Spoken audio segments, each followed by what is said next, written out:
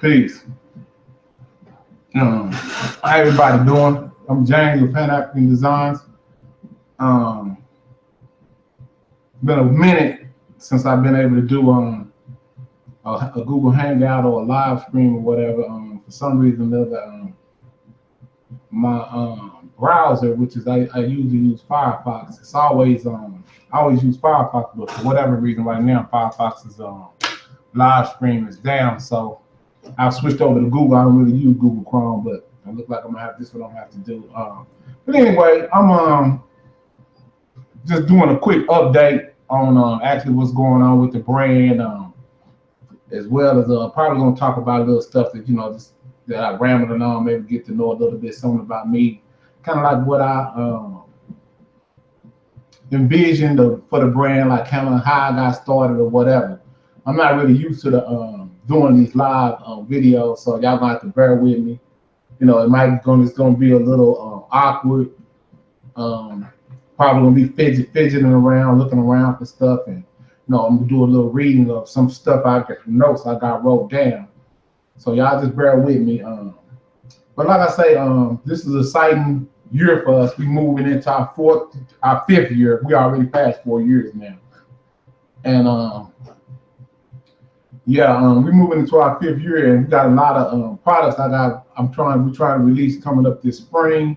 We're gonna be doing some baseball caps, and I'll try to share some screen shots with y'all to let y'all see kind of like what we got going on in Vision. Maybe I'll be able to go to Instagram and show y'all some pictures of kind of like some of the stuff we envision, and maybe I can even give y'all a little inside thought process into why I chose some of the art that I chose to try to attract our people to the information that I feel like we need to be on. And that's a whole nother story. But anyway, let me go down some of the list of some of the stuff that I got going on. Let me look over here and see what I got. Some of the things that I learned, within the business, since I've been doing this for 4 years, it's a lot of stuff that you learn when you're trying to start out a business and you don't have kind of really like no idea how to get started. I say like now in the internet age, I mean, it's really no excuse for us to not be trying to start our own businesses, to try to get something started for the next generation, to leave something of substance and some businesses, because from my experience of 48 years now, I'll be 48 at the end of this week. For my 48 years in America, a lot of the times, Black men or African American men, we don't want to do some of the stuff that we're kind of herded, like I'm using the word herd, like you herd cattle or whatever, herded into certain environments and certain situations where we have to use illegal means for to sustain ourselves. So, I fell up under that trap in the late 80s, early 90s, and going into the 90s, 2000s as well. Just like a lot of the young brothers that were dealing with the crack era and whatever was going on at that time. So, we can look back on our time and dwell on it, or we can look back on our time and use what we learn right now today to try to, advance and, atone for some of the behavior that we had. What I call doing the ignorant state. And a lot of people don't understand that, but we'll talk about that later. But anyway, let me talk about the ordering process. That's something that I need to discuss, because a lot of people don't know about our ordering process. I'm just like everybody else. I'm a brother in America. I'm trying to do something for not just me, but for our future. And I'll get into that later. But I'm trying to start a brand to rival some of the European brands that's been pretty much taking advantage of the African dollar and our historical ignorance, or really just they just really been taking advantage of us economically and systematically. And I think that we can use something that our ancestors left for us to try to get ourselves out of this situation. So what I did was I took some of my ancestral imagery, some of the most powerful images that our ancestors left for us, And I'm trying to literally use maybe one image in particular, the falcon back there, the halo. I have it actually on my shirt, but it's hard to see. But I'm using this as kind of like a rival to the Ralph Lauren and the Azaz of the world. But I maybe show some pictures of that too. But I'm really trying to use our imagery to try to rival some of the European brands that have economically been taking advantage of our community for years and not really putting back into our community. Now, I don't want anybody to say, or maybe these once we start being successful, to where I can actually, it's gonna take millions of dollars. And I know that's a far-fetched thing to think that's possible, but I think that from an image we can take and turn this into maybe $1 billion business and springboard just from this image, springboard that into all of the other things that we see that we're economically lacking in, because we can use this to fund other things that we need. And so it's not us, and it's not like we have a lot of brothers out here that have plans and have ideas. Well, I have a plan and idea, but it's not based on me begging. It's actually based on me creating a quality product of historical value for our people that can also wake us up on a global scale, because that's really what the attempt is. And I know that I can be successful in it because our ancestors left this information for us. We have a lot of historical prejudice within our community, and we're going to have to be able to talk about that and use the information that we have via documentation and stuff like that. We're going to have to talk about this and straighten this out so that we can consolidate, because that's kind of like what about main things. And I know I may be rambling off of what the branding thing is, but I'm so deeply embedded and invested in our historical liberation and really, yeah, that's the proper word to use. Our historical liberation, that I can't just talk about the brand without bringing up the history that's intertwined within it. You know what I'm saying? So, not trying to really just get off topic. And I'm glad I wrote things down, but let me go back over the order process. So when you order from Pan African Designs, like I said, I'm a small brand, and like I said, as we grow, we'll be able to compete on the same level as the Ralph Lauren's and the other brands, but we have to get something started now.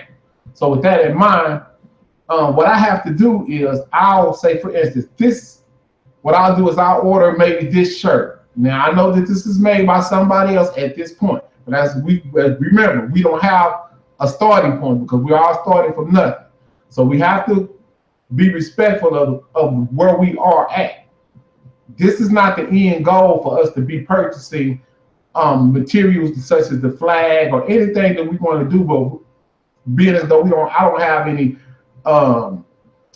connection to African-owned companies just yet. I have to use what I have now to try to get the brand to where it needs to be. Now, a lot of people will say, a lot of the stuff that you're doing is Europeanized or whatever, the clothing. Well, a lot of our people that I'm trying to reach come out of just straight historical literacy, to be nice. So, and just like myself, I come from the same thing, so I have a better understanding of how can I slowly get our people to embrace our history. So this, like the rugby style shirts, regular t-shirts, the flags, the women's apparel, it's like, it's just modern wear. We won't call it European now. Let's just say it's modern because what we're wearing in today's time. I know that we can go back to the dashikis and all that as well, and that's more of an actual continental African thing, but they also look to us for fashion as well. And we're actually African Americans. We have to be honest about that and try to use what we can here to try to get our people awakened, and then we can springboard back to Africa using the imagery to wake them up as well, because we have a continental problem as far as history and not being able to consolidate around our beginning, and that's what we're gonna have to do so we can cut the division out and be respectful of the time periods in which everybody comes into existence as far as their religious acceptance or beliefs. You know what I'm saying? So as far as the order, excuse me again, as far as the ordering process, this is what we have. This is what we do. So what we do is we order from a distributor.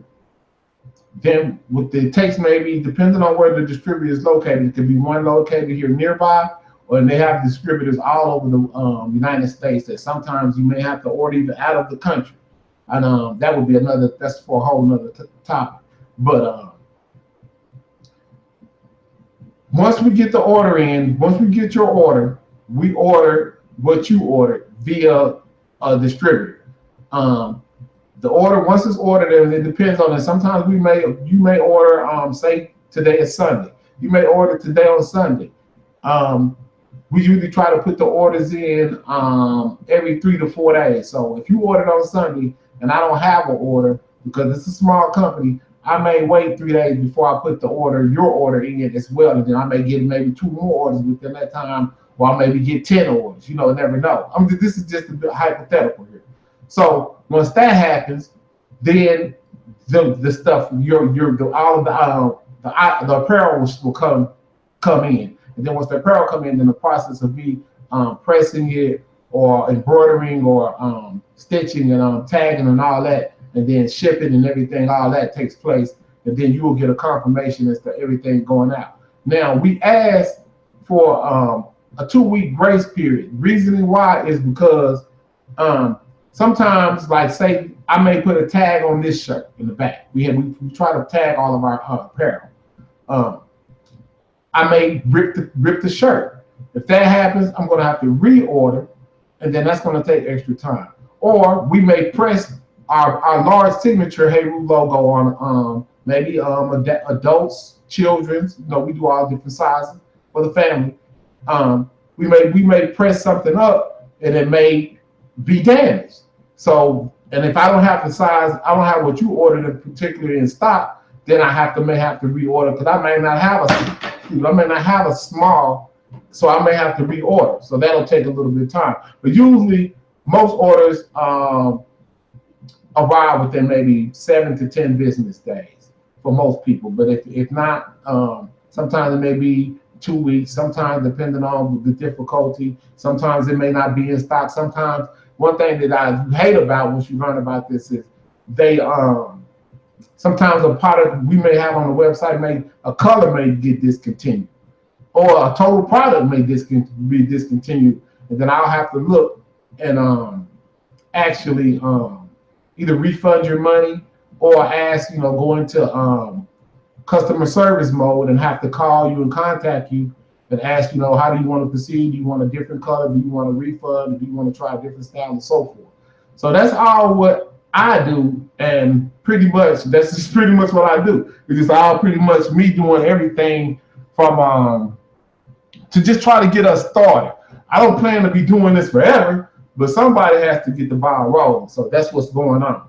So let me see. I think I may have touched on everything as far as the ordering process, delivery time, and possible reasons for delay. That was what. And oh yeah, okay. And I'm glad I wrote that down. Also, within our 4.5 years in business, we got a 100% delivery rate, and that's just to ensure that I'm just letting everybody know that, because I had a real, we have trust issues amongst us as far as African Americans doing business. So one of my sticklers is to make sure that everybody gets their products. You know what I'm saying? Sometimes if an order just so happen to be after the 2-week period, oftentimes if not, I'll throw an extra item in there, like maybe a free T-shirt, free hoodie, mouse pad or something, to try to make up for the abnormal delay in the delivery. So just to let you know, like I said, we have 100% delivery rate within, and I don't see that changing anytime soon. My son, I make sure that he knows that that's something that's very important as far as trying to make sure that everybody get their order in a timely fashion. And so that's our policy. And I just want to make sure that everybody know that we're definitely serious about getting our products to people in a timely fashion. And we hope to try to get that up to a even more reasonable time. Maybe, you know, in the future, once we get to maybe $1 million status, if that would ever happen, maybe we could get products out within 2 days to 3 days. Because it really all depends on having stuff in stock, you know. Like, and another thing, if you have maybe you might order a tangerine. Well, most of the time we just have the reds, the blacks, the whites, or the basic colors in stock. So if you order something maybe a little bit different color, like a lime green shirt or something, that's gonna have to be ordered. So just keep that in mind. Okay, let me go.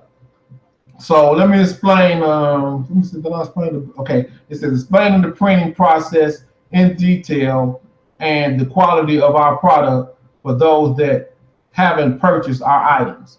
So the printing process is we got a heat transfer. That's what we do.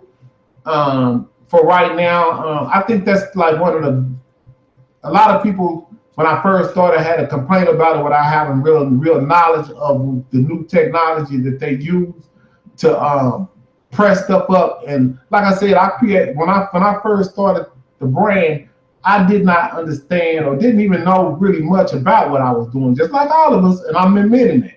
But I have 4 years of experience, and you know, just like when I was a young kid, and just like a lot of us, when we was working at McDonald's or whatever, we didn't even know what a fries was. But later on, we was flipping burgers and doing whatever. Like that's what point I'm at now. So I'm pretty much well established as far as like understanding the business, the percentages, how to wholesale, and I've really come a long way.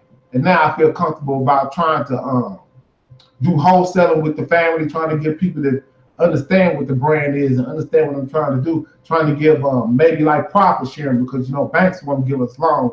So if you kind of like know what Halo is, if you understand what I'm trying to do with the color scheme and what I'm trying to do with the flag, as far as trying to use that imagery to wake us up and get us to people that can teach us about this history, because it's a very important history for us to try to wake our people up, because it's, I believe, and I'm almost certain that that's the reason why we in the predicament we in, because they've erased our memory with the 400 years of slavery or being enslaved, which we have some people that are actually of a different ideology would say that we were never enslaved. You see what I'm saying? How crazy that is.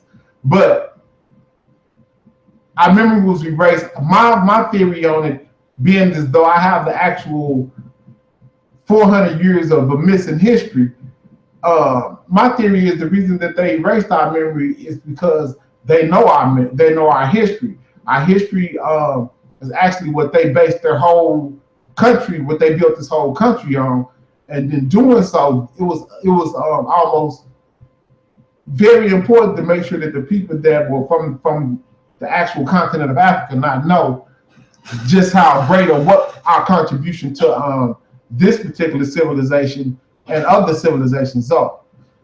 So back to the prints. Our prints are a 7-color print now. A lot of people don't understand what that means as far as 7 colors. If you look at not to be disrespectful to other brands, but if you look at a lot of brands are only 1 color. You know, and not saying that that's cheap, but it's cheaper to produce. You know what I'm saying? A 1-color design as opposed to putting something with, you know, 7 colors in it. And when I started out, I would look at other brands of African American brands, and the standard price for a T-shirt is $25. But see, not understanding that that's just for 1 color. You know what I'm saying? So actually, they're making their profit margin is a lot larger than mine. But I really, at this point, I don't care, because more so, like a lot of people would think that this is some BS or I'm just blowing smoke. But really, for me, at the particular time that I was trying to do this, it was more so about me trying to get this history to our people before I transcend. That's really just how serious it is for me. You know what I'm saying? And I look at a lot of times, I look at stuff, YouTubers and stuff like that, and I think that we're actually playing a lot of these, some of the major channels that we look at as far as consciousness. It's like I wouldn't even invite somebody that didn't want to acknowledge history in its right chronological order, even on the platform, because we have to be serious about the history. So one day I'm going to really break down that history for everyone, so y'all can get a good understanding of why I created this particular logo for our brand, because this is actually for, it's kind of like FUBU, without really being hiding what the agenda is, because they put an acronym on their brand. Well, Pan African makes it very clear that this is an African brand for African people. I don't want to alienate other people from not appreciating what we have going, but at this particular point in my life and dealing with other non-Africans historically for 48 years, I don't really look for assistance from anyone else. I really want us to do this on an independent basis to show a model of African success, and then move this all the way back to the continent and actually start factories there and start doing stuff in-house. And then, like I said, using some of the resources to actually maybe empower the sisters to take over the hair care industry, or use some of the proceeds from the apparel to start taking over corner stores in our communities. So, like, support the brand, buy t-shirts, buy flags. Everybody should have that flag in their house. You want to take one of the queens out, put on one of the rugbies, and we got collar shirts that look just like a regular collar shirt with the Ralph Lauren's or the Izos of the world, except we have our historical royal logo on there. What I mean by royal, Heru represents the king. That falcon back there, that represents African royalty from the inception of Africa. That was when we first started writing, and we first created civilization. That is the symbol for African royalty.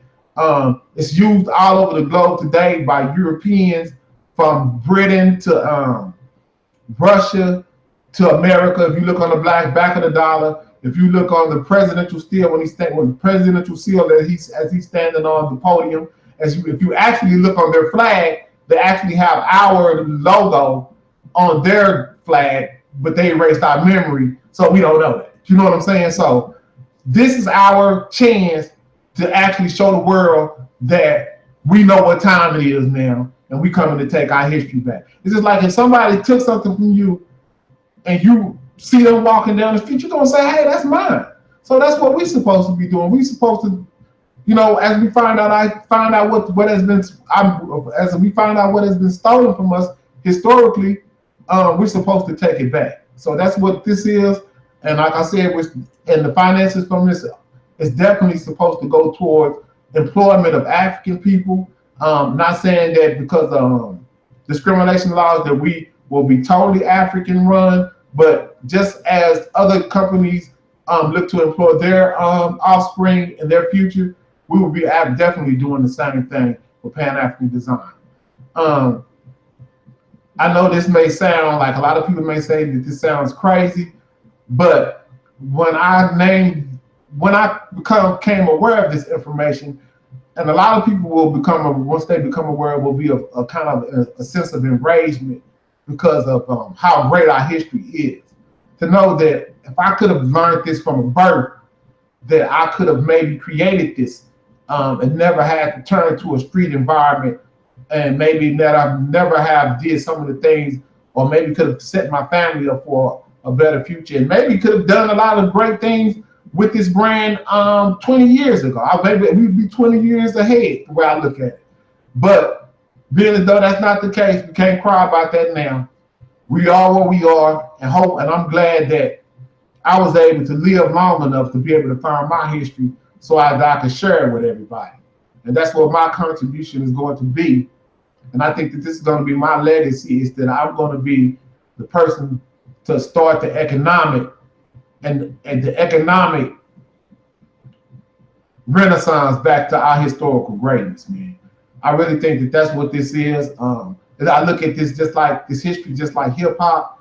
We gain momentum. I see a lot of the youth.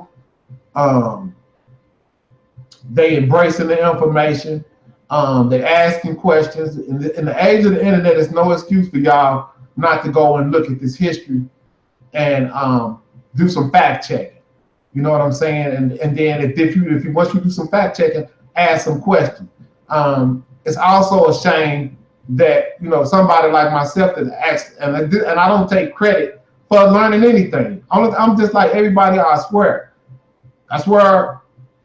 on the ancestors. That's what I can do to try to bring forth a clear understanding of how serious this is. We like that's what we say on our ancestors, because our ancestors is something that is actually real, that we can actually say when you swear on your ancestry, that's something that's supposed to be sacred to you. I'm an African male that was born in America. My language or my accent is a European accent, and I acknowledge that because that's where I was captured, enslaved, and brought to, and that was the language. And we have Africans that speak French. We have Africans that speak English on the continent, and we all are kind of like being prejudiced towards each other based on our linguistic differences, and we have to stop that and understand that we all are speaking a foreign language, and it's just the accent that's just differentiating us, but we all look like me. Or we may have a little bit of darker color, a little bit of lighter color, and we can't be color struck because the Khoisan are just as light as some of the mixture that we have here in America. So we don't even know, some of these people might come from the Khoisan tribe, and they might have just been yellow all along. We don't know that. But based on DNA, we come from the darkest of the dark, and we come all the way to albino. The only thing that really, I would say that really, that for one thing, out of all of the different colors that we can produce, is that to make where you can actually see admixture in is in the hair texture. So I would say that starting with the Ethiopian coming on up out of Africa, that's where we see the admixture with the Neanderthal DNA. I'm not saying that I'm sure 100% sure that the Ethiopians have Neanderthal DNA within them, but I'm saying that that's where their hair texture starts to change, and I know that hair texture is a great indicator of indication that you have Neanderthal DNA within your genome. I have coarse hair, just like an African from sub-Saharan Africa. So I would like to think that I come from the sub-Saharan slave trade, which is not a root coming up out of Africa from East Africa, but coming through from a boat, which means that our particular blood has not been mixed only via the slave rapes and stuff like that. Now, out of all the thousands of millions of slaves that they brought over here, we don't know what percentage of us could say that all of them were raped. You know what I'm saying? Not trying to get away from the fact that I may have admixture in you, but I'm not claiming any rape DNA anyway. So even if I did, I'm not claiming it. And actually, based on my appearance, I've always been treated like an African, so that's what I'm gonna stick with as well. And like I say, I'm a Pan-African first family, so I know y'all see me deviating off into certain topics that's near and dear to all Pan-Africans, so y'all have to excuse me. You know what I'm saying? So let me see what else I got on here, because I don't want to be too long-winded. Let me see. It says, let's talk about a plan to use the image to solve multiple issues, from the religious indoctrination to our economic rights. So that's kind of like what I was just talking about without even reading this. Using the imagery to start the ball rolling as far as like economic, getting us out of this situation. I know it can be done. We have to have models of success for the next generation, and we definitely need to have a model of success based on the imagery of our ancestors that's going to take us back past the information that was provided from our enslaver or our natural enemy or the non-Africans, be it either from Christianity, Hebrews, or Islam. None of those religions are what this imagery or what our history is about. We're trying to take our history past what we've been indoctrinated with, um, discovering the history that they told us not to look at, and a lot of the people that don't understand what's going on have to understand that when you look at the information, then what they do is they whitewash the history. What do I mean by they whitewash the history? If you ever look at the Ten Commandments, which is coming up maybe probably this weekend or the weekend after, I'm not sure. But the first weekend in April, you know that we're going to have the Ten Commandments. What they do is they whitewash history. They make everybody white. Moses is white and the Hebrews are white. So who the hell enslaved who? And where was the Africans at in the story? That is the number one question that you have to ask. Well, you don't have to ask because I'm going to tell you. The Africans in the story are the Egyptians. Now, the problem with that is you're going to say, well, then they enslaved Jesus. You're going to have to understand this. Some of the, well, let me be clear. I have to be brutally honest. None of the history, from what I can understand, regarding the Bible is actually factual. I mean, what we're going to deal with is documentation, what you can find, see, touch, and smell, and all of that. You can't find any corpses or anybody related to the people back in the day. And none of the people in Egypt that is the source of writing, and all of the stuff that you see on the pyramids is writing. That is the source of where you get the writing today. The writing that you get in the Bible would not be possible had the Egyptians that existed 2,000 years had not thought of a writing system. They were the ones that thought, hey, let's write stuff down. So that's how you get written history. What I'm trying to tell you, family, is that Africans were the ones that created writing. And they have a story that comes before 1 AD, which is when Jesus was born. It's a 2,000-year-old history, family. It's African history. I'm your brother. I'm your son. I am someone that has been unemployed by the European structure, and I don't give a damn about telling the truth at this point, because at this point I have lost so much, and I, like you, have a future, sons, daughters, hopefully grandchildren, that's going to be here that we have to give the truth to, and we have a great history. And I'm gonna go into that later on in other videos to tell y'all how great our history is, to the reason why we don't have to no longer lie, because our history is so great that we can just tell the truth. Okay, so like I said, I got a lot of stuff wrote down here that I'm pretty much, I'm just gonna cut it short for now. I'm probably gonna just cut this video short, then I may come back because I got some other stuff and I don't want these videos to be long, so I'm gonna cut this short, and I think I might come back and talk about, let me see, I might talk about the wholesaling on another video, so I can get everybody to understand that we do wholesaling now.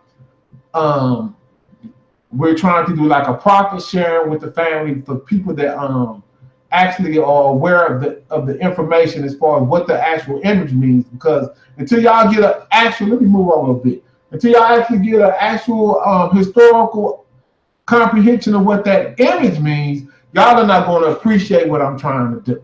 I'm telling you, because what I'm trying to do is a game changer. It's like how when we made a shift from rap, and I'm not the only one, and I'm not taking credit for what's going on, but I am one of the I'm at the forefront of something that a lot of our people have not yet have not caught on to, or have not caught up to yet.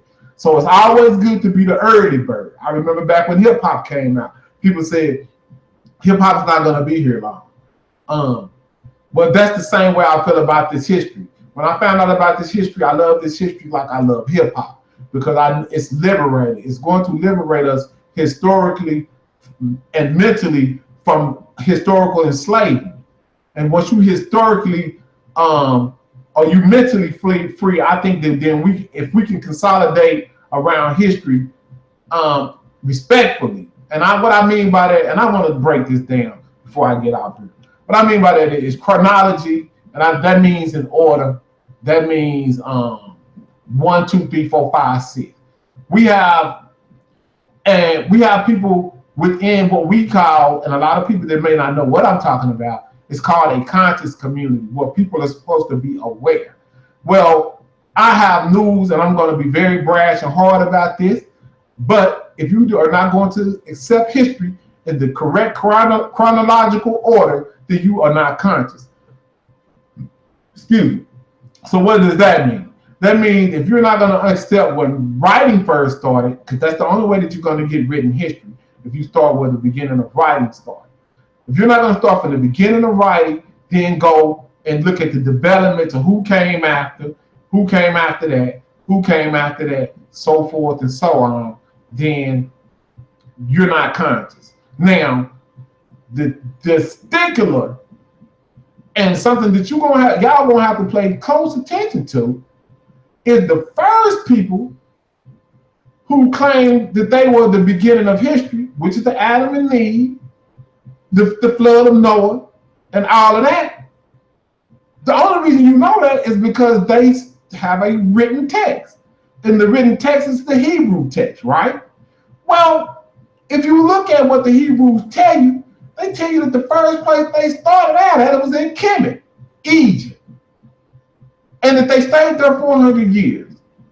Now, everything that they learned in Egypt, just like we in America for 400 years, and this is the regurgitation. I'm not saying that I'm the first person to say this. This is the regurgitation of elders that have said the same thing. If you stay somewhere for so long, like we in America, I'm talking like damn near like a cracker or European, as we would call it. And I still speak Ebonics, but as somebody that's trying to convey a message and not, you know, how we have some people that don't want to hear Ebonics, I have to try to speak in a way to where I can sound like I'm not a fucking total idiot. Excuse my French, as you would say. So let me stop this video. I hope I wasn't too long-winded. I was really trying to get as much information out because it's been a long time since I was able to do these videos. So I'm trying to catch everybody up in a short amount of time. So y'all hold on. I'll be right back, and I'll touch on the wholesale situation, and then maybe I'll make sure some pictures on the next video. So okay, peace and Black Power. Hotel.